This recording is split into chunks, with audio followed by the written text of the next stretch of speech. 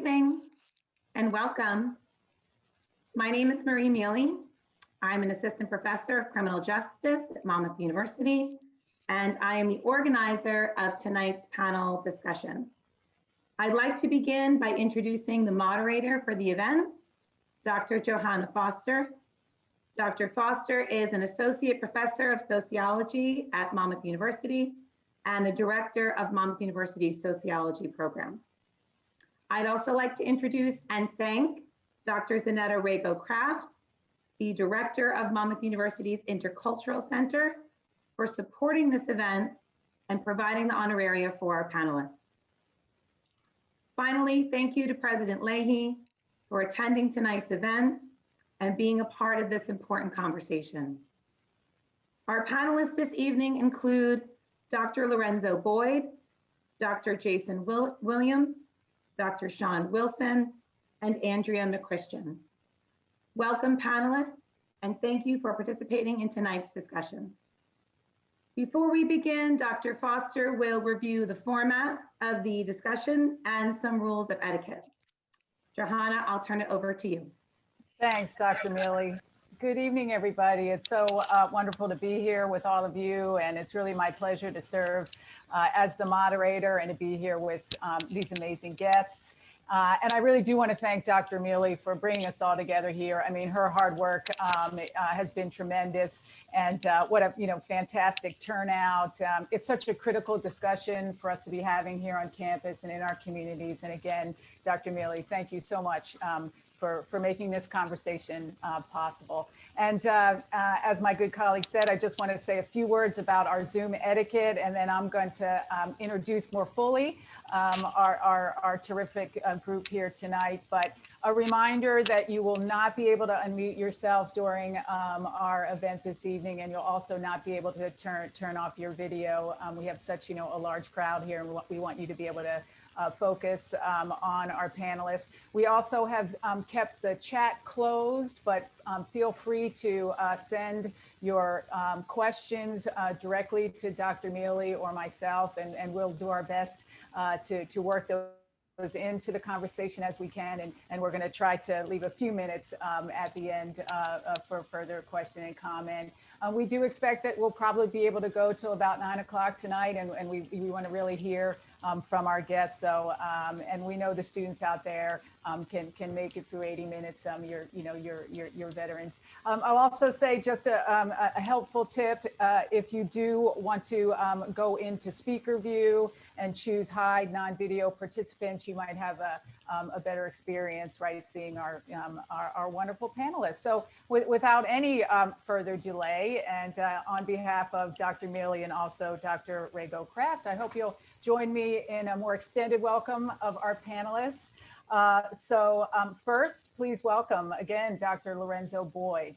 Dr. Boyd is a nationally recognized leader in police community relations and an authority on urban policing.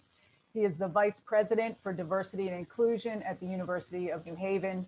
As the former director for the Center for Advanced Policing and a life member of the National Organization of Black Law Enforcement Executives, NOBLE, Dr. Boyd has appeared on local, regional, and national media outlets to discuss policing in the aftermath of high-profile cases. Next, please welcome Ms. Andrea McChristian, Esquire.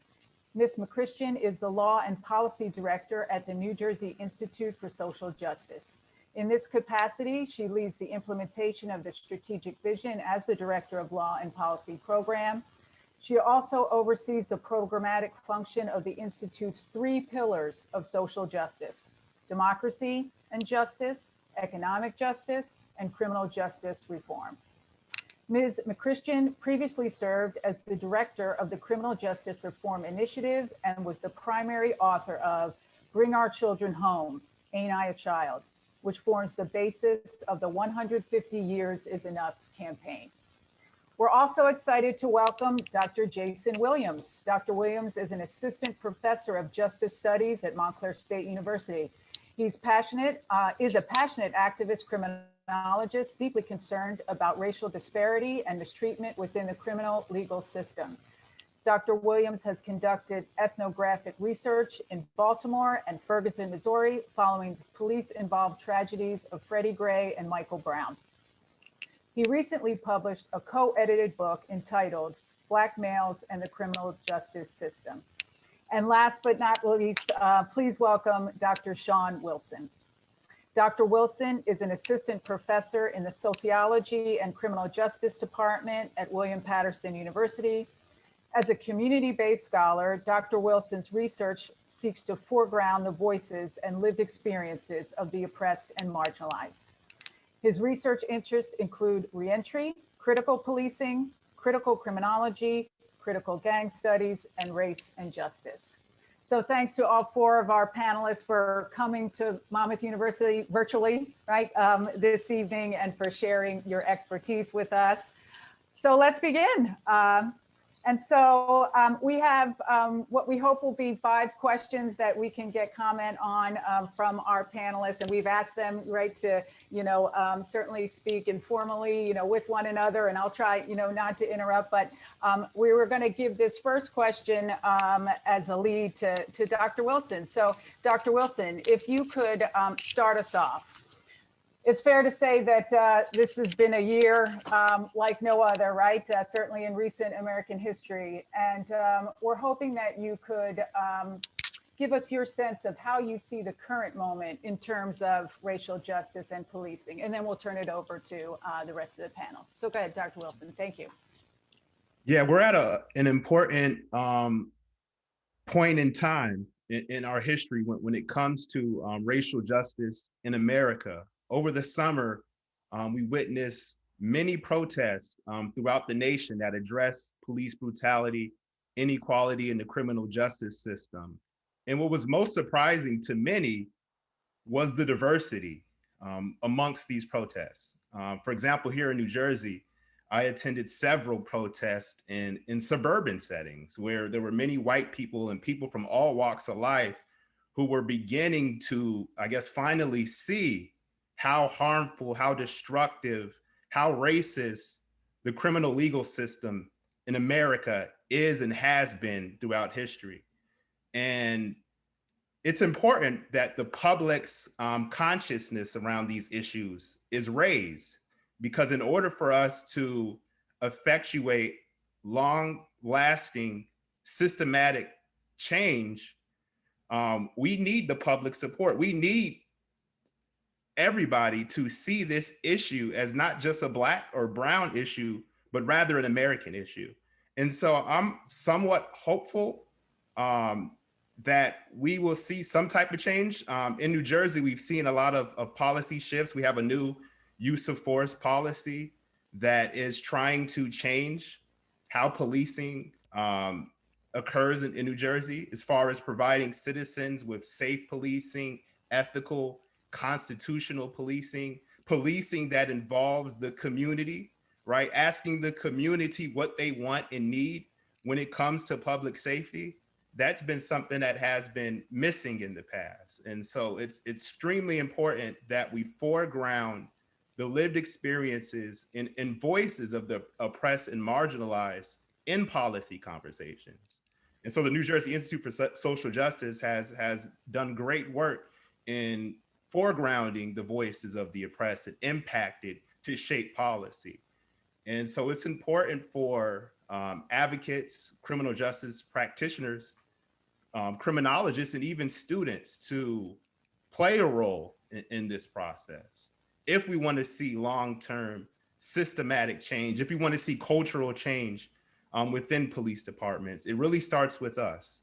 And so I'm hopeful and motivated and inspired that there are a lot of people who are really interested in seeing a new criminal justice system, of reimagining policing. I mean, we have seen many people who are engaging in conversations around defunding the police. I don't think we would have had those conversations, 5 or even 2 years or 10 years ago. So we see a shift in how people are beginning to perceive the police and their practices.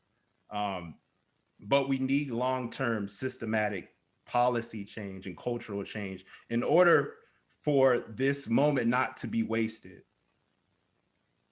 Thanks, Professor, for starting us off in that way. And I heard you say the New Jersey Institute for Social Justice. So Ms. Christian knows that she's up next. The question for you then, how do you see this moment in terms of racial justice and policing? Sure, and thanks so much for having me, Dr. Foster, and thanks for the layup, Dr. Wilson. So I think really last year we saw this dual pandemic, right? Where we had COVID-19, public health crisis, disproportionately impacting Black and Brown communities who are frontline workers living in crowded housing, didn't have access to quality health care.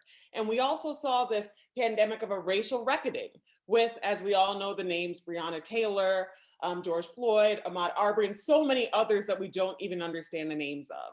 And with that, to Dr. Wilson's point, what do we do when faced with these crushing pandemics of racism, public health issues that all have really exposed the structural racial inequities that have been in America for many generations that we didn't clearly want to face?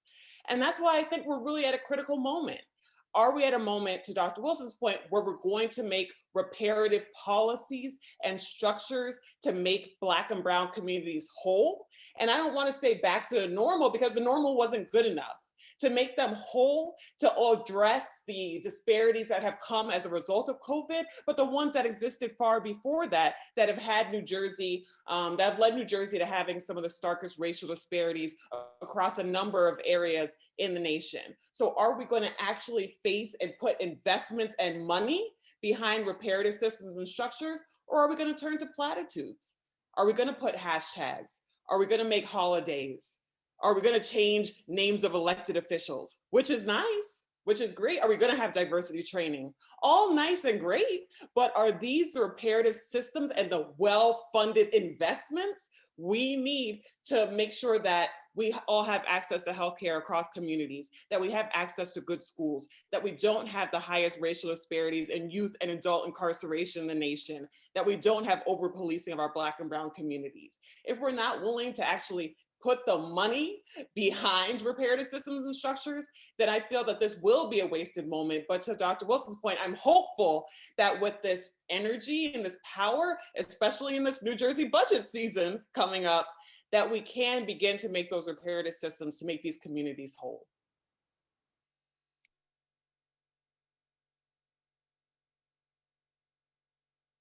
Dr. Boyd, your thoughts following those good points? Well, I agree wholeheartedly with everything that was said, but my perspective, I think, is a little different, having spent nearly 15 years in law enforcement and the last 20 years training the police. And I got to tell you, it's been frustrating. And Dr. Wilson and Dr. Williams and I have talked for years about the frustration that I have in doing the job, but unfortunately, the line of demarcation right now in this country was the murder of George Floyd moving forward. Because when we saw this murder in real time for nearly 9 minutes, everybody that was just pro-policing with, with no apology started to take a step back and realize that, wait a minute, there are issues in policing. And as we reimagine policing, it's not enough just to get more people of color in policing. It's not enough just to get more women in policing, because when you put good people into a bad system, it doesn't help. Not only do we have to reimagine policing, but we've got to reimagine training. We have to fix the broken system of policing, and that's the pathway forward. But now we start to see levels of accountability. And not that I want to start on a heavy note, but up until now, we spent a lot of time talking about white fragility. The point that I'm making now, we need to start looking at blue fragility, because when police officers think that they're under attack, what is actually happening is they're just being held accountable. They're just being held accountable to the same scenario that everybody else is, and the same standard that everybody else is. And then when the people that have the most power tend to claim victimhood. That's not a good look. We need to change that, and we can't change that by doing the status quo. And to borrow a line from Johnny Cochran in the final summation of the OJ trial, who polices the police? We can no longer allow the police independently to police themselves. Now, this line of demarcation gives us an end to start actually policing the police. Thank you, Dr. Boyd, for that perspective. Professor Williams, the question, the current moment, and how you here as the last word on this one, see it now. Thank you. And thanks to you, Dr. Forster and Millie Thomas for the invitation and for this discussion. I think we must also compound all of the aforementioned with the insurrection on that Capitol as well, because with that event, we see the sort of intersection of policing and whiteness, or the wanton failure of police and white terror, as well as police violence. We also see state-sanctioned white supremacy and terror on display as well, as Trump sort of pushed them on and egged them on to go ahead and engage in this insurrection. So aside from the typical magnification of Black-oriented problems with policing, I think this moment also forces us in many ways to seriously contend with the real-life threat of white violence within our society. White violence within the sort of vigilante context, the sort of everyday forms of white violence that we see, or maybe even choose not to see or underscore. But again, we mustn't also forget about the white violence and terror we see in the institution of policing itself as well, right? So to focus back in on the Capitol, again, there were reports about police officers being involved in this. Some who were involved within the PAC itself, the insurrectionists itself, and then of course, officers who were part of the Capitol Police Force, aiding and abetting these individuals as they, or terrorists rather, as they invaded the Capitol, right? And so to me, this changes tremendously this sort of mandate as far as what needs to happen with this institution, right? What needs to be done with this institution that so heavily governs our freedoms and liberty, and I think we must underscore that it so heavily governs our freedoms and liberties. We just simply can't take lightly this institution.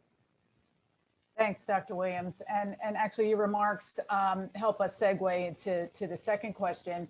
You had mentioned the institution of policing itself. And one of the things I think that is emerging in the public conversation much more than I think, it has in other moments, is actually the history of policing, right, as an institution. And its deep connections to racism, both structural and interpersonal. And I'm wondering then for the second question, if the panelists might share their insights on this relationship between racism and the institution, right, in historical sense. And Dr. Boyd, I'm going to give this one to you as first out of the gate. Thank you very much. I've been teaching policing at the university level for 21 years at this point. And for the most part, everyone starts policing the exact same way. We talk about a convenient history of policing. Everybody starts policing with Sir Robert Peel in 1828, establishing the law in 1829 that established the London Metropolitan Police. And we all herald the fact that that's the first time we saw a organized civilian police department that was uniformed. And we dubbed Sir Robert Peel the father of modern policing, but that's a real convenient history. In America, we teach convenient history. And what I do now, particularly when I'm training police officers, I try to get them to understand the inconvenient history, because we've been doing policing in this country far longer than Sir Robert Peel. We can go back to 1704 in South Carolina with slave patrols. And that's the first time we see something that looks like a traditional police with white men on horses riding around the South looking for Black people not on plantations and bringing them to justice. And when we go from there, from slave patrols in 1704, we can move forward to Jim Crow laws, then the Black codes, which were enforced by local police. We can go through the White League and the KKK, which infiltrated policing since its very origins in this country. We can move through the 50s and 60s with the civil rights struggle, understanding that Black and brown people simply wanted the right to vote. They wanted equality, nothing special, and the police were arresting them, beating them down. And then we can move forward with stop and frisk or zero tolerance policing and racial profiling. Every era in American history, there's been a disconnect between the police and people of color. So when we talk about the history of policing, it's an ugly history. And there was a speech given by James Comey in 2015 at Georgetown when he was the director of the FBI. He says we have to acknowledge these truths. And one of the things he said is the history of policing is an ugly history. And a lot of people tend to say, well, that was then, that's not now. But it is now, because we see what's going on now. You know, the history of the jungle is written from the perspective of the hunter. The lion doesn't get to tell his story because the lion is captured, or the lion is shot in the back 6 times, or the lion has the hunter's knee on his neck for 9 minutes. So if we do a paradigm shift when we look at policing, what would happen if we started to study policing from the perspective of the community? Before we do that, we have to acknowledge the ugly history of policing before we can move forward and find some sort of resolution. Thank you. Dr. Williams, can I ask you to follow up Dr. Boyd's comments? Yeah. I mean, I certainly agree with the history, and I think it has to be collapsed, like he mentioned too at the end, into those community-based narratives and triangulate it with history, right? And with history, not only within our discipline, like criminal justice, but other disciplines, because then we begin to see that policing as a practice, as a matter of practice for Blacks, has been, frankly, to sustain the racial, economic, and social subjugation of our community most of the time, right? Now, that isn't to say that, okay, sometimes they're out investigating murders here and so forth and so on. But even those murders are part and parcel of those same subjugations that I mentioned earlier, right? You know, the economic inequalities and so forth and so on. And so we need to understand policing as an intersectional practice that, okay, maybe in white suburban communities, they're solving crime 100% of the time and serving and protecting. But in other communities, that just simply is not the function, nor has it ever been the function most of the time. And so we have to begin, like I said, to unpack policing in intersectional frameworks, understanding that it does not serve the same function in the Native community as it does in the Black community, as it does in this community or that community. That is crucial. You know, in our country, we have this tendency to one size fit all everything. And I think that's why we don't know as much as we need to know. And this is also the case, unfortunately, in a lot of criminal justice textbooks, curricula, so forth and so on. Yep, important points. Thank you. I'm going to ask Dr. Wilson to jump in here, and then Ms. McChristian, and then we do have a question from a participant that I think it might be a good time to share. But Dr. Wilson, please. Yeah, so while Dr. Boyd and Dr. Williams spoke to the earlier origins of police, and I like to also, like when I teach policing, I like to also discuss how policing, has changed throughout the years, but not for Black and brown people. And so I oftentimes like to show my students the various presidential crime commissions, Justice Department reports that highlight the unconstitutional policing in cities around the nation throughout the years, and how in 2021, we still have, those same issues, right? So times have changed, but how Blacks experience policing hasn't changed much. Policing for Black and brown communities is oppression.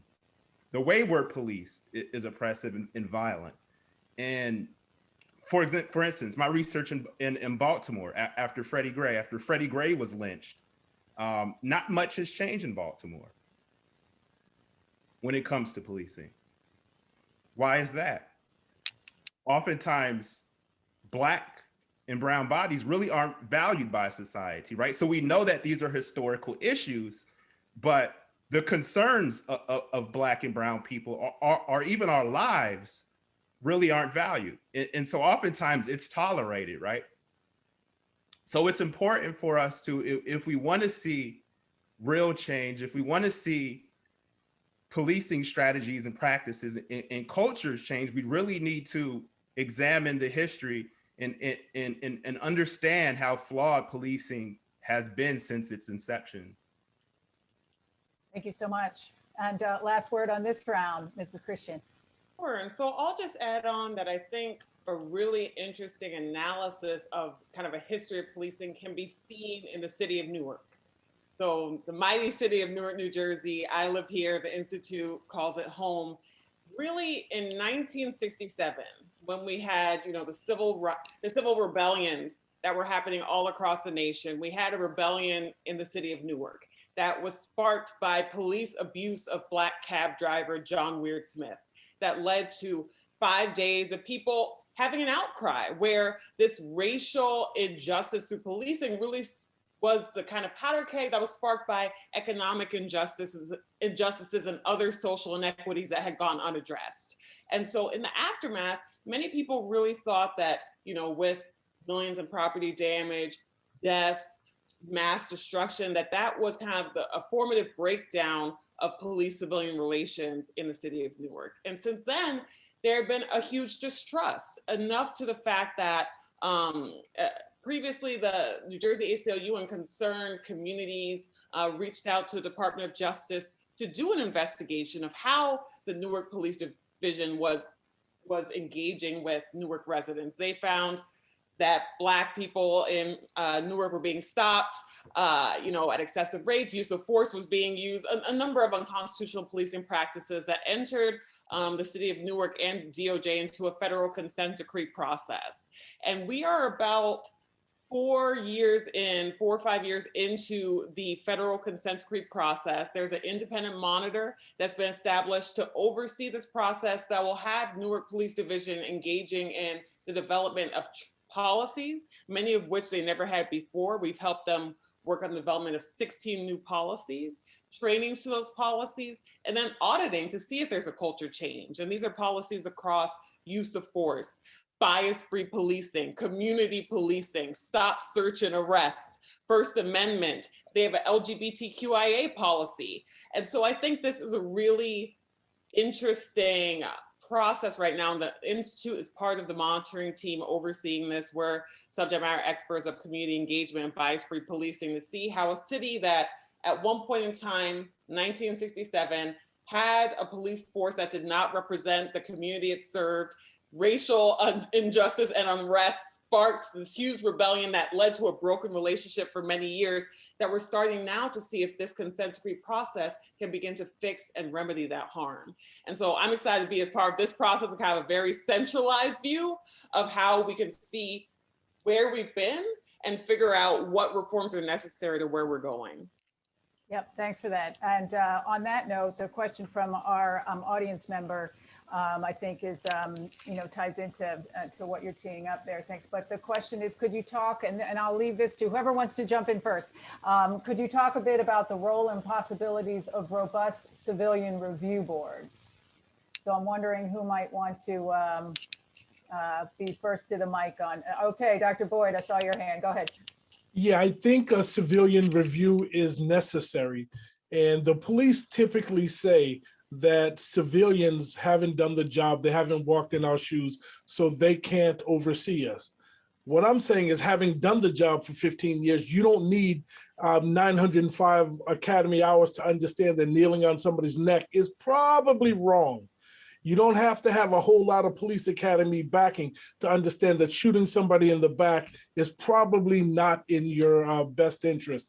So civilian review is the direction we need to go, because for so long, when the police do their own investigations, wink, wink, they tend to find that things aren't that bad. Or when we leave police unions, and full disclosure, I was president of our union for a period of time, but unions will protect police officers even when they're bad. We need outside intervention. And I think civilian review is a good start. It's not the end. It's not a panacea, because we also need the introduction of laws and policies and legislature to get involved. But civilian overview is really a good starting point. And can I jump in there? Sure, of course. Because something that the city of Newark actually did under Mayor Baraka and with the city council was to create one of the strongest civilian complaint review boards in the nation that would be able to do parallel investigations and have subpoena power. That was brought to the courts very quickly by the police unions, went up to the New Jersey Supreme Court, which unfortunately essentially gutted those main provisions of the CCRB and said, that's going to be something we leave up to the legislature. In the chat, I dropped the Institute's Black in New Jersey 2021 through 2022 action agenda, which lays out our priorities for the next 2 years.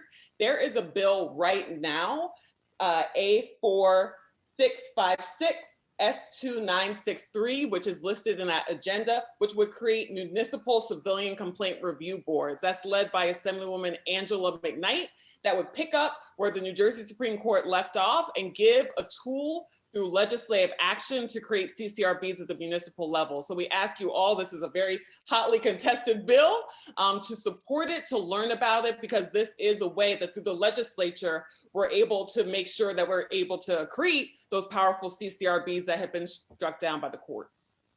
Thank you so much for that. And to our participant who asked that question, we appreciate that. Professor Williams, it looked like you might want to jump in. I was just going to add to what Andrea had just mentioned, but also just quickly too, that this is a way to democratize policing, right? To put it back under the auspices of we the people. I think that, you know, a segment of our society over time and space has allowed this institution to run amok, right? Because they're not affected by the violence that this institution throws onto society. And so as a result, this institution has begun to just believe that it can do what it wants to do, frankly. And so when we think about civilian review boards, and when we think about this within the broader context of the United States Constitution, actually police are supposed to do what we the people say. Right, just like our congresspersons and anybody else who works in government.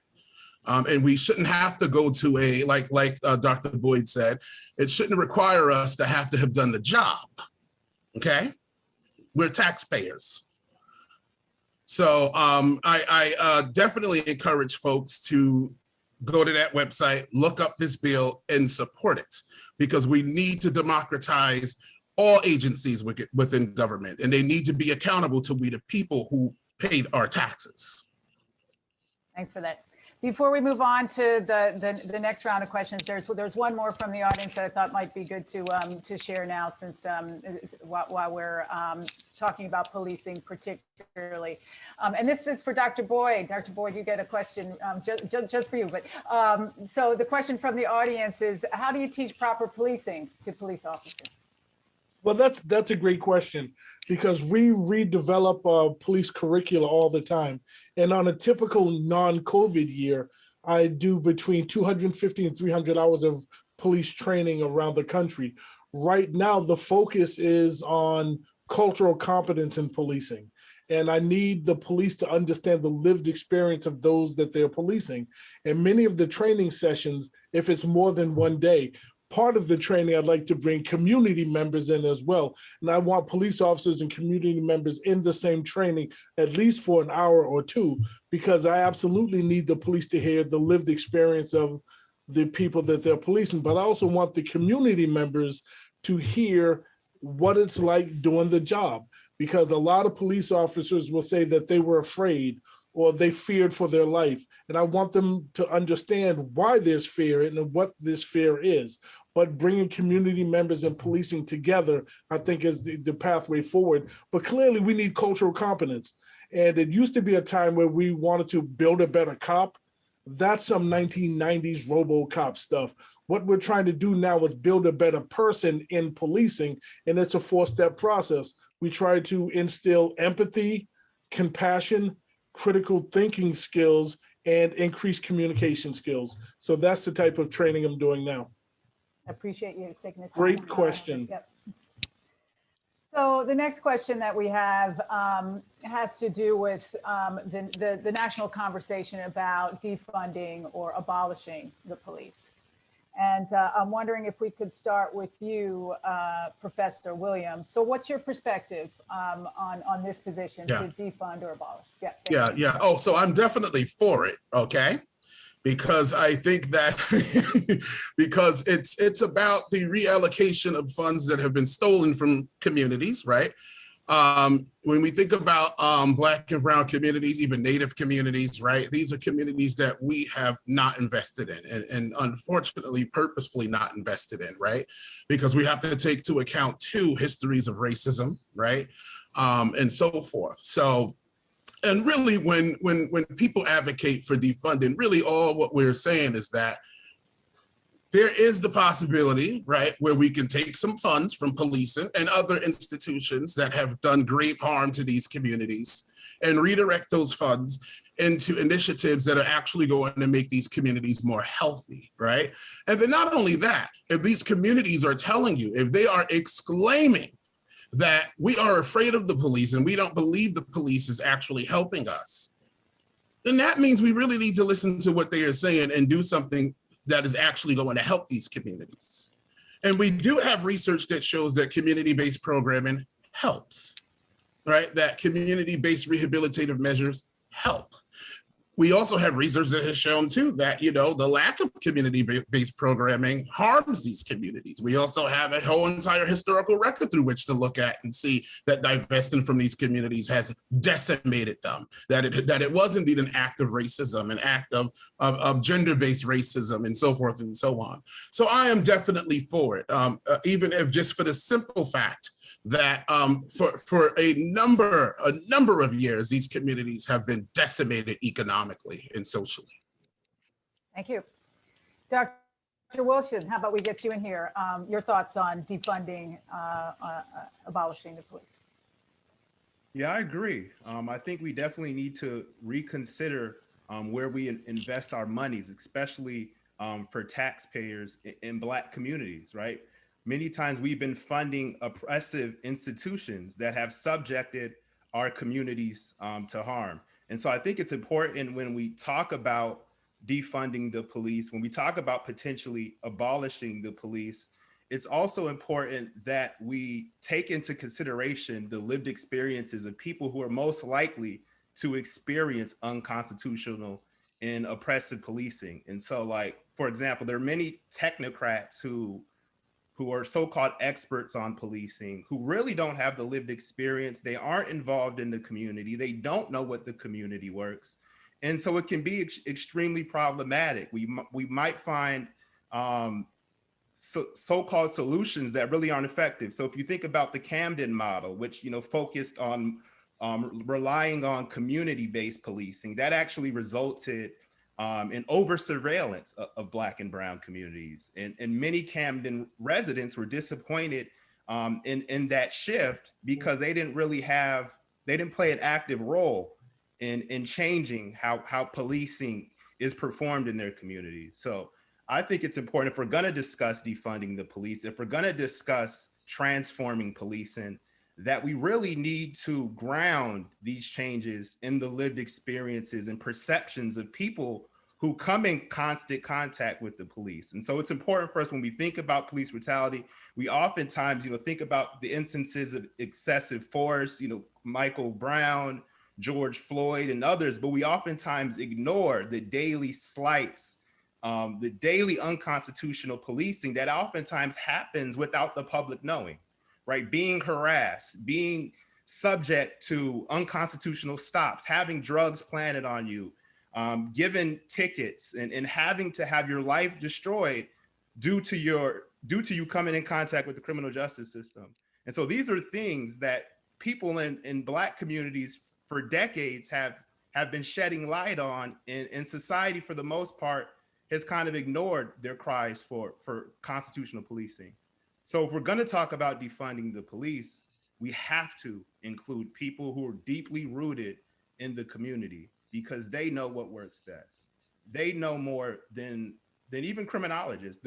To me, the greatest criminologists and sociologists are people in the hood, people who are incarcerated, people who experience this brutal system daily. Thank you. I'm going to turn to Ms. McChristian and then Dr. Boyd. And there's two questions in the chat that I think the panelists would be ready to take right now after we hear from Ms. McChristian and Dr. Boyd. Go ahead. Sure. So I think the base question is, what do communities need to feel safe? And so centering community voice and community needs rather than centering necessarily policing at the core. And so with that, at the Institute, as we've laid out in our priority agenda, we see it as kind of two different methods. So one, we can look within traditional police reform.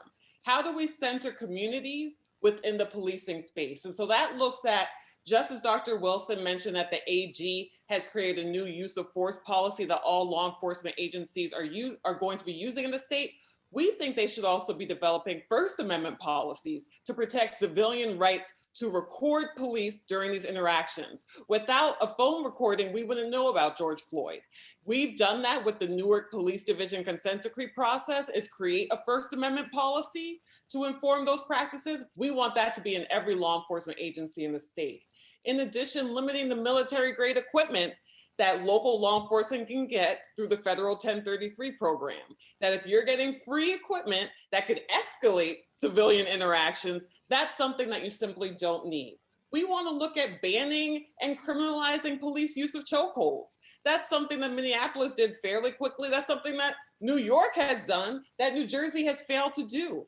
And as we've laid in the agenda, there's legislation A4284, S2617 that would ban it once and for all.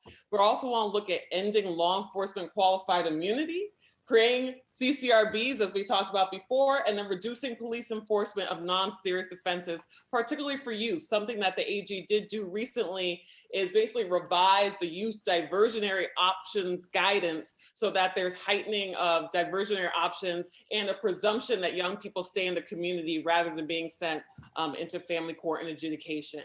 But in addition to that, Bork, we also want to look at, outside of policing, what money and funding can we pour into community resources to promote public safety? Because we know that all too often the police are being called for every single thing that might be better accounted for by well-funded community social resources and services. So with that, we want to look at developing mental health first responders. We've seen that out of the CAHOOTS program in Eugene, Oregon. We see Denver has piloted a program so that for mental health concerns, such as the death of Maurice Gordon here in New Jersey last year, making sure that mental health concerns are treated by trained professionals outside policing. We also want to look at reinvesting dollars, as I mentioned, to community-based services and restorative justice practices, so that when young people, for example, we have a restorative justice bill right now, a pilot bill that my colleague Retha Onatiri has helped lead for us, so that young people who get into trouble, they can go to a restorative justice hub within their community and make sure that they don't enter the youth justice system. I'll talk about that more in a little bit, but that bill also is listed in the priorities as A4663, but making sure that we have well-funded resources in the community outside of policing is just as important, if not more important, than traditional police reform. Thanks for all that. Dr. Boyd? Wow, when Attorney McChristian is talking, I'm thinking I should be taking notes. These are test questions she's giving. When we talk about defunding the police, you know, for many, it's about semantics. This is not a new concept. This is the same dance that every mayor and every police chief does every year before the fiscal year begins. What we're talking about is resource reallocation. And when we look at police budgets, typically the police budget, according to the International Association of Chiefs of Police, the police budget is 80 to 90% personnel. We're talking salary and benefits.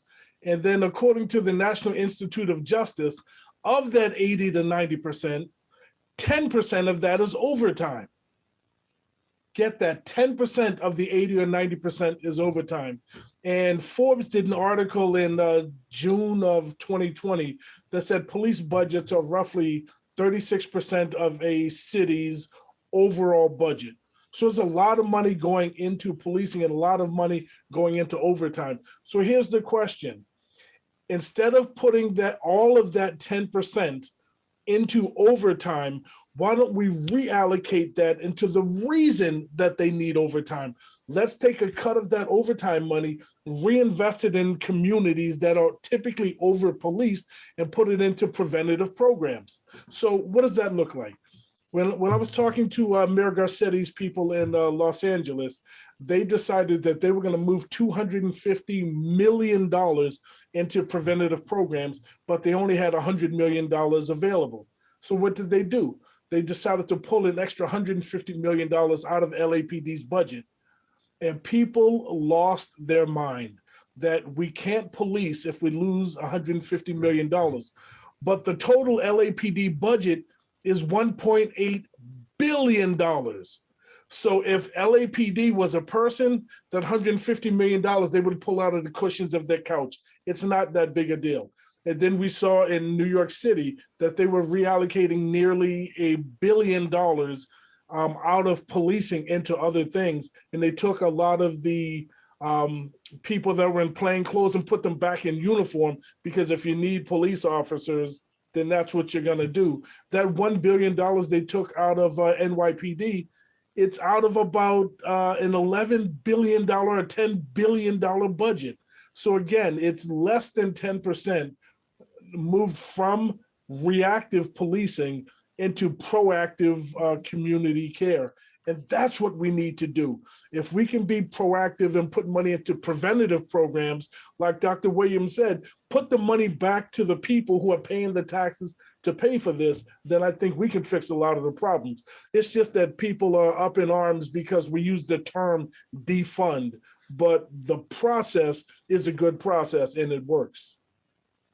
I know that those numbers are going to be really eye-opening for many of us on the call. Wow, right? Those are some budget numbers for sure. So a couple questions in the chat, maybe before we move on to the next couple questions. And you've been, I think, together answering some of these in so many words. But if we want to come back around and for our participants. So so thinking of the prolific work of Dr. Angela Davis. How do the principles of prison abolition, not just defunding the police and transformative justice, fit into the powerful conversation that you all are teeing up for us tonight? So I'm wondering if someone might want to respond to that. Looks like Professor Williams, looks like you're ready. Yeah, because it returns the power back into the hands of the people. It's restorative in nature. And when I think about prison abolition, when I think about abolitionist discourses, that's essentially what we are advocating for, right? Is for healing instead of punishment, instead of retribution, instead of incapacitation. What we do know is that the criminal justice system has been an utter failure, right? It has not worked. That's what we do know. When we look at our recidivism rates, when we look at those communities who are most likely to come in contact with these systems, they know, and they have long exclaimed that it has not worked. They have long complained about the egregious effects that coming in contact with this system has had on their families. And of course, the statistics, what the stats tells us. Dr. Wilson mentioned earlier the DOJ reports. Go and read any of them, I use them in my policing courses as well, but go and read any of them. Right. And just look at what's being done in some of these communities. And so, yeah, certainly when we look at conversations around defunding, I think they are wholeheartedly grounded within some of those abolitionist discourses, certainly. Yeah, thank you. And Dr. Wilson, I'm wondering if you'd be willing to take this one, since I think that you were going down that path in your early remarks. But we have a question about what happens when the community's voice and their opinions are ignored by the powers that be. Mm-hmm. Yeah, well, when the voices of the community are ignored, we see oppressive systems of social control. We see ineffective and racist policing policies. Look at stop and frisk in New York. zero tolerance policing. If you look at SB 1070 in Arizona, we see policies that violates communities' constitutional rights. So we can't leave policies and policing practices in the hands of people who don't care about the community. The community must be involved when it comes to telling their government what type of policing they want in their community. So otherwise, we're going to continue to see examples of excessive force. We're going to continue to have to waste time on Justice Department reports that oftentimes don't really fix the structural issues that I believe can be fixed overnight. If we really wanted to provide constitutional policing in all communities, we could do it tomorrow. So yeah, we need to center the voices of those who are most likely to be impacted by this racist system. And And if I, sure, thank you, go ahead, yes, please. I was wondering if I could actually take the abolition question. Of course, yeah, please. Because at the Institute, we have a youth prison abolition campaign called the 150 Years is Enough campaign, led by my colleague Retha Onatiri, which was named for the year that Jamesburg, the state's largest youth prison for boys, opened over 150 years ago and still used today. And I think here in New Jersey, we really pride ourselves on being kind of progressive bastion on a hill, but we are failing in terms of our youth justice system.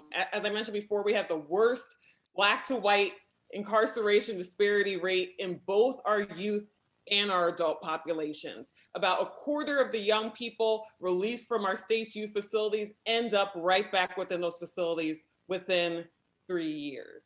And I just want to add that something that our state has been very good at is in response to the COVID-19 crisis, we were one of the first states in the nation to do a mass release of people with a year or less on their sentence by giving them kind of good time credits. As a result, in November, about 50 young people were released from our state's youth facilities and about 90 in total. So our youth prisons currently can incarcerate 511 young people. There are less than 100 locked up kids in the state. Less than 100 across all of New Jersey, and the numbers are continuing to drop. Yet we spend $300,000 to incarcerate each of those young people. So Dr. Boyd's point, you have to follow the money. If we know the system is racially disproportionate against Black and brown kids, if we know that it's unduly expensive, if we know that's not working because these kids are ending up right back within these facilities, what's the reason? What's the justification? When research has shown that both community-based public safety programs are effective at reducing recidivism, and for young people that may need to be out of home for public safety reasons, community-based placements have better results than far away congregate care youth prisons. And so I think that's such an important thing to think about, because as we talk about Black Lives Matter, as we talk about prioritizing Black people here in New Jersey, yet continue to funnel money into a failed racist system, that we aren't prioritizing, our words aren't matching up with our actions. And I think that's why I'll put in the chat our 150 Years is Enough campaign if people are interested in joining. I'll talk a little bit about some of the bills we're working on around it, but I think it's really time for New Jersey, not just the nation, not just the federal, but New Jersey, to put its money where its mouth is. Again, stunning data right out of the state of New Jersey, right there, right? And I know I can speak for Dr. Mealy, but if anybody wants a copy of that report, right, you can come to our office on campus when you're there, and we have some right there, right, for to hand out. And if I could squeeze in another question from a student before we move on to the next one, have any of you seen the unconscious bias virtual reality that Dr. Rashawn Ray is doing? And if so, how effective do you think it is? Is it the future of picking qualified police? Dr. Boyd, Dr. Wilson.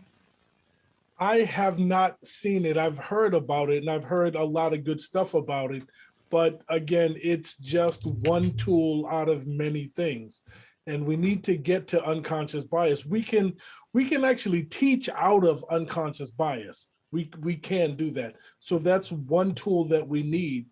but we also need to fix the system. We can't keep putting good people in bad systems. And I was doing a webinar in New York City fairly recently, and I punctuated my sentence with, the vast majority of police officers, I believe, are not racist. Most police officers are God-fearing, law-abiding citizens that are trying to do the right thing, but are in a really jacked up situation. And then one of the citizens, a grandmother, asked me, she said, Doc, you keep saying that these officers are all good. Where are all these good officers when bad officers are doing bad stuff? And if they're not doing anything, are they really good? So the question is, when the unconscious bias testing is one part of it, but it's character that we have to look at. We have to look at the reason that the people are in. And then police academies still, we haven't changed the way we train policing in 110 years. You know, there's been technology, but the same premise is the same. It's still the same reactive policing, and we still look at the symbolic assailant. We started doing code switching because it used to be that young people committed more crime and males committed more crime. And then we added urban, and then urban was code switching for black. So now young urban male black is seen as the symbolic assailant, whether or not they're actually violating the law. So we need to change the training that we're doing. We need to dismantle the current state of policing and redo it, because there's a lot of really, really, really good men and women in uniform trying to do a really hard job, but their backs are up against the wall. Yep, thank you for that. And I'll just add to that too, penalties for when people act up and you know, and do things that they should not do in policing, because the training, the you know, the bias training, the virtual, you know, what I forget what Dr. Ray is calling it. I've heard of it too. I just haven't watched it or anything like that. But I mean, that we've been offering these things for decades, and yet, you know, these incidents continue to happen. So I don't really have much, I don't really care much for the trainings or have much hope in that, because as far as I'm concerned, as a member of the community who's most affected by this and who continues to be killed by police and stopped and frisked and so forth and so on, those trainings haven't worked.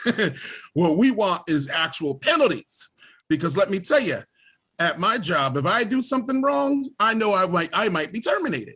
Right. And so that's what I think we need to have instituted in policing. Right. So people need to know that if you do something wrong, you will lose your job. Accountability, I think, is what we need. First and foremost, trainings can help. I do agree with Dr. Boyd as far as changing the mandate. We should not be training officers to be, you know, militarized peacekeepers. Either you're going to be a civilian peacekeeper or you're going to be somewhere in Iraq or overseas in the armed forces, right? So we do need to sort of get it together and reconcile what it is we want these individuals to do. But I think that, again, calls for us to sit down and have that deep intersectional conversation as far as, well, you know, what has been their mandate in this community versus that community versus this community, right? Because in my community, and I grew up in a housing project, and I know others who grew up in other housing projects, the mandate has always been one of oppression. So we need to get this conversation together here, right? Because if we're talking about training, okay, well, when they are trained, well, what does this training teaches you to do if you're policing some white suburban community versus the hood, right? So we have to get, if we're going to change this mandate, we got to also get out of the one size fit all mantra, because as long as we're still living in a racialized society where racism reigns supreme, the one size fit all isn't going to do it either. Thanks. Before we move off the question on training, I just want to make sure, Ms. Christian, Dr. Wilson, if there are comments you want to add on this. Well, I'm going to give it back to our resident attorney, though, Ms. Christian, on this one. So I know you've talked a lot about policy, and I really appreciate all the action items that you have in the chat. Just want to direct folks' attention again to all those really helpful resources and links. But you know, the next question we have, and we just have two more, but certainly can take questions and comments for our guests while we still have them. Continuing along with your priorities, right, for policy change. I'm wondering if you could, I'm going to give you a chance to come back to it. I know you've been sharing a lot, but you know, there's always more to be said. So do you want to lead us off there, Mr. Christian? Sure. So I think our eyes are rightly focused on what's going on at the federal level, but we can't take it away from what's happening right here in New Jersey. This year, every seat in the legislature is up for election. The governor's seat is up for election. The votes aren't guaranteed. In this moment where everyone is saying Black Lives Matter, using the hashtag, posing in the pictures, it is important that we are putting investments and meaningful reparative systems behind these words. And so, again, that's why we created this action agenda, because people were saying, okay, New Jersey's great, we're not the federal level, but we have so many issues to address right here. And so the cover of the agenda you'll see is a staircase that Black and brown communities face here in New Jersey, the staircase of racial inequity. We're here in New Jersey, we have the highest Black to white infant mortality rate in the country, a Black to white likelihood of COVID-19 hospitalization of over 2 to 1. 62% of incarcerated people denied the vote are Black versus 15% of the population being Black. As I mentioned, highest Black to white youth incarceration, adult incarceration rate, 3 to 1 Black to white likelihood of facing police force, 6th most segregated state in the nation for Black students, and we have the highest white family median net wealth in the country of $352,000 compared to only $6,100 for Black families. So trust me, here in New Jersey, we got issues we need to address. And so as I laid out kind of the priorities we had within the policing space earlier, we also have ones to address all those various issues, because if you just talk about transforming policing, that's not tackling the whole system. That's tackling one small piece that is really a response to the structural cracks of racial inequity that are at the forefront. And so to close the racial wealth gap, that shameful racial wealth gap here in New Jersey, we want to see fully funded baby bonds. We want to see a guaranteed income program, getting money to the people who need it most, especially in this pandemic moment. We want to see student loan debt cancellation, which they're talking about very loudly at the national level. We need to see that here in New Jersey too. And we want to see expanded home ownership opportunities for Black communities who are largely still renting communities. In terms of transforming youth justice, as I mentioned, we have this bill, the Restorative and Transformative Justice for Youth and Communities Pilot Program Bill, very long name, but A4663 S2924, which would appropriate $8.4 million. And remember, I said we were spending $300,000 per kid, so that's about $54 million. So $8.4 million to create restorative justice hubs for young people to not enter the system, and for those young people being released from our facilities in response to COVID, enhanced reentry services so they don't end up back in those facilities ever again. In addition, we're looking at ensuring democracy for all, so same-day voter registration, early voting, racial justice and redistricting, which we know was on the ballot here, limiting police presence at the polls, so police are not at the polls when people are trying to exercise their right to vote, and making sure that people who are incarcerated have the right to vote. In response to the advocacy of so many, we were able to get the right to vote restored to 83,000 people on probation and parole. We want to make sure that that extends as well to the people who are still incarcerated. And last but not least, we need the reparations task force. Let's just call a spade a spade. All this speaks to a need to assess the history of structural racism that existed since enslaved people were first brought to the colony, that led through sharecropping, that led through redlining, racial restrictive covenants, predatory lending, exclusion from the GI Bill, all the above, that has led to these stark racial wealth gap and other stark racial disparities we see today.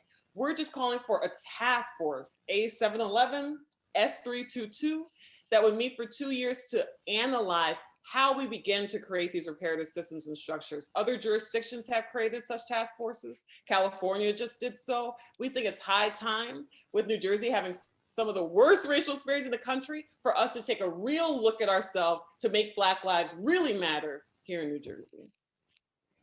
And so just to clarify, for folks that want to learn more about all those items, they can click on the action agenda, right? That's right there in the chat. Yes. Yes, All in fantastic. the action agenda. All right.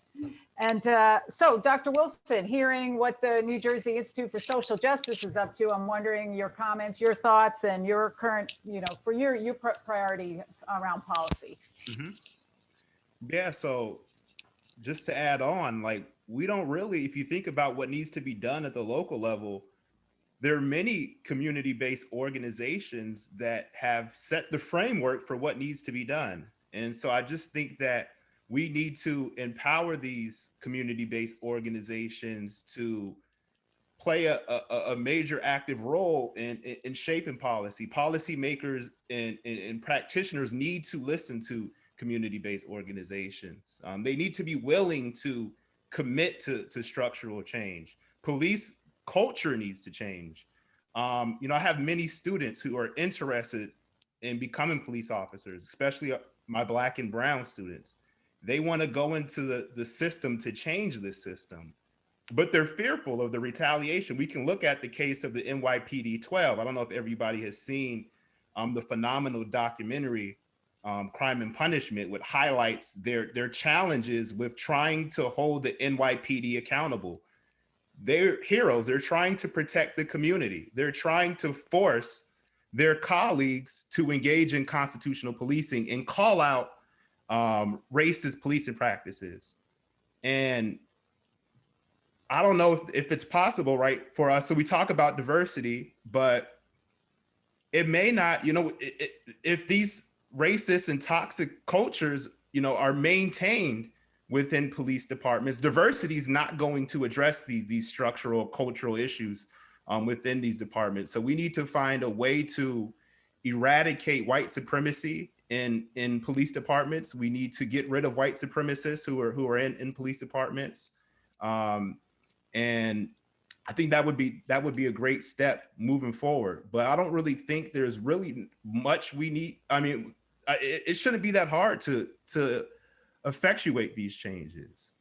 I mean, the Institute has set the groundwork, for what needs to be done in New Jersey. We just need to move swiftly. If you think about marijuana being legalized in New Jersey, I mean, legislators are dragging their feet on that policy, and Black and brown people are continued to be arrested for possessing marijuana, right? So lives are continuing to be destroyed. And I don't know if this would be the case if overwhelmingly white people were targeted by these ineffective and racist policies and procedures. And so I just think that if Black lives really matter in New Jersey and across the world, we can come up with solutions overnight, potentially. Yeah, I appreciate those comments, Professor. And I do want to come back to just your advice about students in criminal justice programs and that are interested in law enforcement. But I do want to give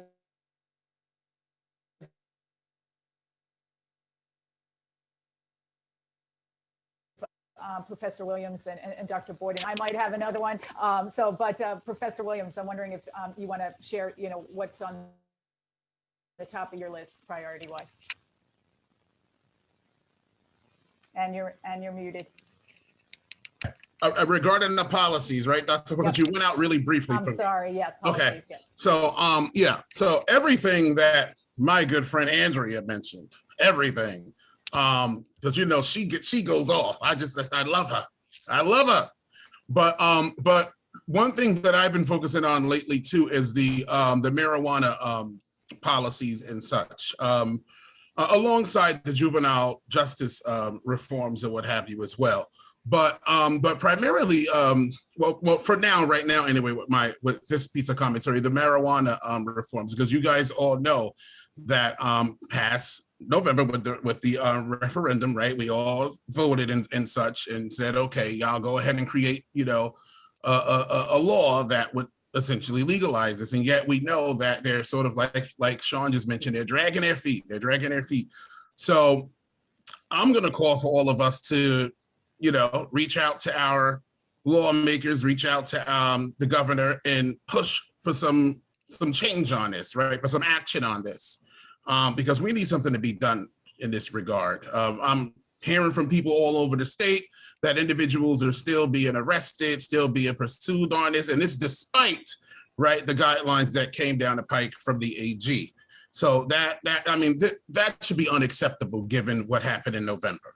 Unacceptable. And again, especially given that, you know, our governor ran on a Black Lives Matter mantra, right? So many others in the two chambers in our legislative ran on. I mean, come on, this is unacceptable. And yet we're disproportionately affected by people still being arrested. Now, another thing I wanted to talk about too was how we really should not underestimate the ability of communities to take care of themselves. You know, we don't want to paternalize the Black community, you know, and other underprivileged communities. They've been long taking care of themselves with pretty much nothing, you know, with next to nothing on their plates. So when we talk about defunding and reallocating resources, please understand, this will go a long way, right? And it will pretty much be ushered into programming that is already happening in many of these communities. And as Andrea mentioned already, research already pretty much backs up, right, the necessity and need for youth in particular, now I'm going into the juvenile justice arena, for youth to be rehabilitated in their communities, as opposed to some faraway community, you know, down South Jersey, where, and now I'm speaking in the context of, you know, a kid from Essex County being sent down to South Jersey, not knowing anything about that community, no attachments, you know, and yet we're expecting them to be rehabilitated and to come back home and suddenly be a totally different person. So let's not underestimate the ability of communities to take care of their own, you know, and this is part of democratizing justice. This is part of allowing these communities to feel as if they have say, to feel as if they're part of our democracy, right? Thanks for that. Dr. Boyd, last word on this round of policy, and then I'm going to tee up two more questions I think we can get in before we have to say our goodbyes. I've got a couple of thoughts, but I'll make them both fairly quick. When we talk about policy, we need to start with police reform. And I get that we need to talk about courts, we need to talk about prisons, but most people come in contact with the criminal justice system through disproportionate minority contact with the police. So we need to deal with that. And as we talk about police reform, and I've had this conversation with members of the Congressional Black Caucus and Black and Puerto Rican caucuses and state legislatures, we need to start this by removing qualified immunity.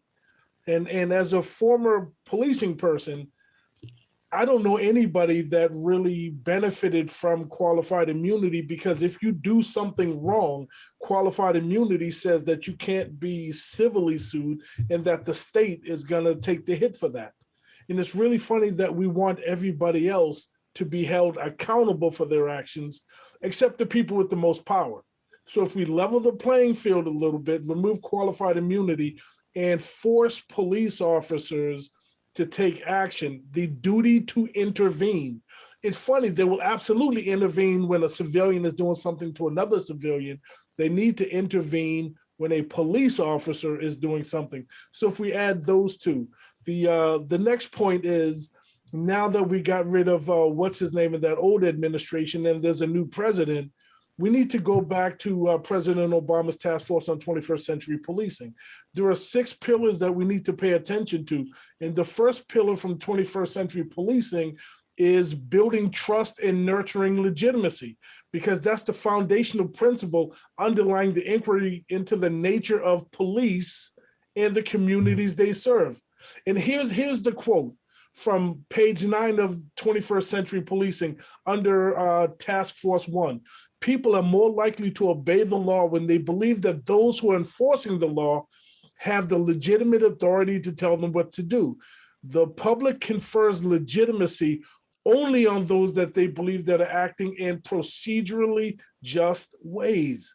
So we need to retrain the police, or as my grandmother used to say, we need to unlearn them and teach them a new way of doing things. So those are the policy things that I would do.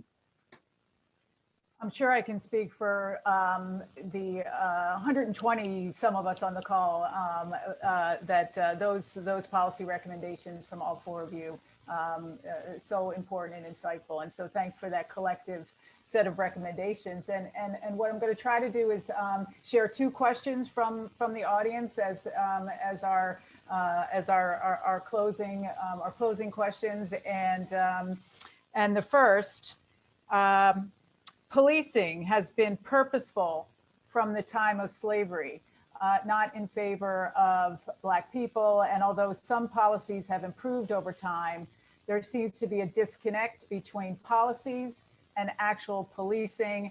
And I'm wondering if the panelists could comment on this disconnect. Yeah, I think that's in part due to our, we live in a racialized society, and we like to say, that, well, the law is colorblind and therefore so is the administration of law enforcement, but that is not true, right? So everything in our society is infected with racism and all of the other isms and biases, right, that we have constructed for and within this society. And so although we like to say we like to construct policing in this country, through these eras, and so therefore policing has gone through tremendous change and so forth and so on. But what has not changed, however, in policing is its anti-Black mandate, right? Is that since the slave catchers, going all the way up through all of that history into the modern day, Black Americans, right, or Blacks, period, have continued to be these sort of quintessential targets, right, of this institution as far as the negative impact or fallout.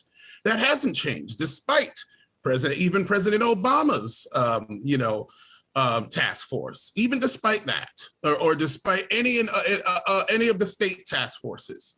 And so this has to tell us something then about the theoretical mandate versus what happens in practice. And this is why it's so important to listen to the people, right? To get lived experiences and narratives, because yes, we're taught that the criminal justice system is supposed to be colorblind. And in many ways, that's an indoctrination, right? It's an attempt to get you to sort of learn how to ignore human suffering, to ignore your fellow citizen. In many ways, it is an indoctrination. When in reality, throughout time and space, that has never been the reality, right? And this is why I say I think policing must be understood within deeply intersectional frameworks, because it's just not the same for every group. Thanks, Professor. Disconnect, a comment on the disconnect between practice and policy.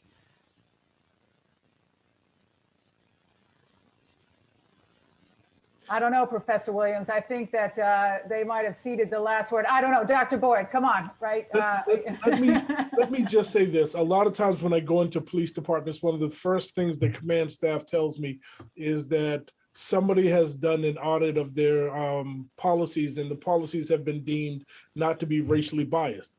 And you've got three options: your policies, your procedures, and your practices. The policy is what you're supposed to do. Your procedure is the way you're actually supposed to do it. The practice is, now I'm on the street and nobody's watching, this is how I'm actually gonna do it. So there's a disconnect. And unfortunately, a lot of departments decide that they're gonna change policy and they stop there. What we need to do is change culture, because culture eats policy for breakfast. So on that point, I'm wondering if we could close out our conversation with some advice for our students, and particularly our students that are interested in entering law enforcement. But please, whatever comments, advice you want to share with our students, in these final minutes, please take an opportunity to do that now. But so the question that we have is, with a large criminal justice program here, with a lot of students who want to go into law enforcement, what is your advice to aspirational police officers to make sure we don't perpetuate inequity and racism in the force? Let's start with calling it what it is. Let's start there. Let's stop saying law enforcement and let's start saying policing, because that's actually what we're talking about. Because law enforcement is a reactive term, because calling the police law enforcement is like calling us test graders.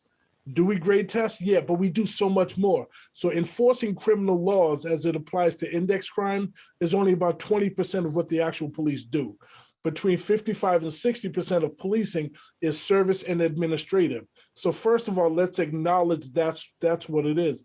The second thing is policing is a wonderful, fulfilling occupation for the right person, people that are going into it for the right reason. And the one thing I can tell you is, let's understand the dark underbelly of policing. Police officers are 3 times more likely to commit suicide than anybody else in the population. When we talk about how dangerous the job is, last year was the safest year for police when it comes to a felonious killing on the job. Last year was the safest year for police, and we have to go back to the Nixon administration in the early 70s to find a time that's safer. And granted, last year we lost 143 officers, and one fallen officer is one too many, but there's 750,000 officers. So your likelihood of getting killed on the job is actually really low. You're more likely to get killed on the job if you're a transit bus driver than you are a police officer. But what we're not talking about is the fact that police officers are more likely to die by their own hand than by a felonious assault. So suicide by police has been increasing exponentially.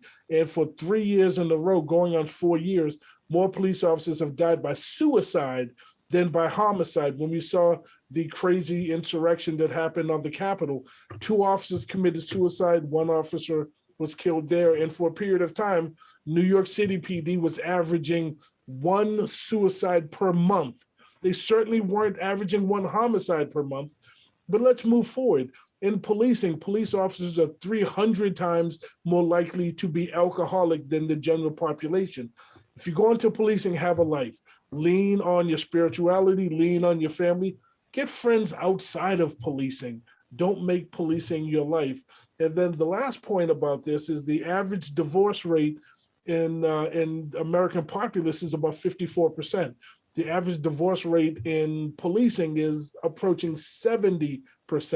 So understand the ugly side of policing if you go in with your eyes wide open, and we have to give the police an out. And pillar 6 of 21st century policing is officer safety and wellness. It's the and wellness part that we don't talk about. We need to take care of those that take care of us. If we give them an out, if we help them better handle some of the issues, they won't bring some of the aggression that they're bringing to our communities. They won't make the stupid mistake that they make, and they won't be so afraid every time they see a young brother walking by with locks or a young sister walking by being aggressive. If we take care of them, we can do that. So go into policing. It's a fabulous job. Be the change that you want to see.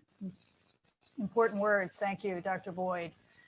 Dr. Wilson, some closing words, advice to students, law enforcement, policing, students in policing, or other majors. What can you share here in the close? Yeah, so I would just advise students to, if they're interested in entering law enforcement and you want to be a change agent, I would just remain committed to being an ethical officer, being committed to social justice, and speaking out when you can against unethical and racist policing. So I always think of Edwin Raymond from the NYPD 12, who's an activist, who's a police officer, who's also running for city council in New York. And so he did face retaliation, but he's remained committed to changing the NYPD from the inside. And so I would just say, once you enter these institutions, find allies and colleagues who share similar interests, who are committed to transforming and changing cultures. And all it really takes is one. I mean, Edwin Raymond has done a lot of great things in the NYPD. And, I've had many conversations with him, and he tells me, it can be very lonely, but the work is worth it. If you're transforming policies, if you're changing the way communities experience policing, it's all worth it. It may be stressful, but if it's your goal to change these institutions, we need you. So I would just remain committed to your education, to getting experience, to going into the community, to building connections with policymakers, activists, justice impacted individuals. I think that can, and even your professors, your critical professors, all your professors really, who are committed to social justice, they can help prepare you to enter the department. Professors committed to social justice. Dr. Williams, your last word or two, and then we'll turn it over to Ms. McChristian. Yeah, I think really take advantage of this current moment too, you know, of still being a student. Getting to know people from other walks of life, I think is going to be very, very important, because as Dr. Boyd mentioned earlier, and I know he does this with his consultancy too, with, you know, because he advocates a lot that we have to build empathy, right? We have to teach them empathy. That's key. That's the main thing, right? That if you're going to go into the field, bring that with you, right? The development of restorative and social justice in your practice. Because that, when I think of a peace officer, that's what you should be doing, right? Practicing restorative and social justice with empathy. You know, I may not be from this community, but while I am patrolling this community, I am going to have and bring with me empathy and understanding. You know, because when we look at a lot of these DOJ reports, that's what we see, a wholesale lack of empathy. And so I would just ask that you bring that with you, that you take advantage of this moment. I know we're not, well, some of us are probably physically on campus for some of the classes and the modalities that you're in, but really take advantage of this moment to get to know your fellow classmates. Learn people from other walks of life. Last but not least, some closing words from you, Ms. McChristian. Sure. So I think I could put it into what you can do now and what you can do when you're actually in law enforcement. So now, while you're in class, to Dr. Wilson's point, make sure you understand every single social justice, racial justice issue that could lead to police-civilian interactions. Learn about homelessness, learn about education inequities, learn about access to proper health care and social services, so that when you ultimately go out in the field, you're able to have an understanding of the everyday barriers that the people you're interacting with face. And you have amazing professors on this panel right now whose courses you should definitely take. And I think when you actually get out into the field as law enforcement, make sure you're part of the community. Because I think, you know, even that community police interaction, shouldn't police be part of the community that they're serving? You wouldn't look at a mayor who lives in another city, comes in for 5 hours, then goes back. That mayor's not part of my community. He doesn't understand my issues. But having law enforcement who live down the street, who grew up with the people that they're interacting with, having that understanding. Full disclosure, the Institute supports residency requirements for law enforcement. So we think that being a part of the community just automatically de-escalates situations, leads to diversionary options being suggested more often than going into criminal court or family court. And so making sure that you're ready, if you do decide to take this calling, to be seated and planted in the community in which you serve. I think that's incredibly important. Terrific advice from all four of you, and I can't thank you enough for just the collective wisdom that you brought to the university this evening.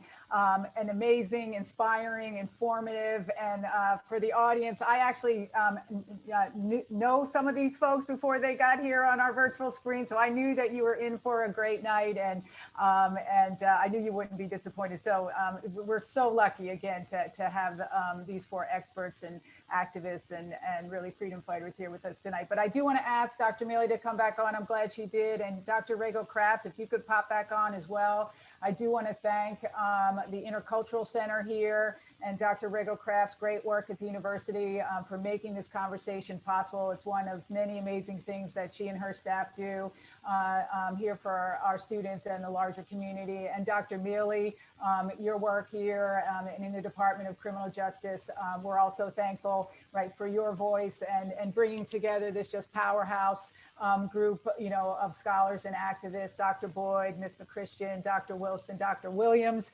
I hope this isn't the last that I see of all of you, and that you'll come back to Monmouth again. But I am going to leave it with Dr. Mealy. She really deserves the very last word, and it was a pleasure to be your moderator. But Dr. Mealy, I know you might have some last minute business to do, but thank you. It was great. What a great conversation. Thank you. Thank you. Thank you, Johanna. I just want to echo what Johanna said in terms of appreciating the time you spent with us today. And I really do hope that it's not the end of the conversation, that we are able to meet back again, continue this conversation. I know there's a lot more to be said, and we can't say it all in an hour and a half.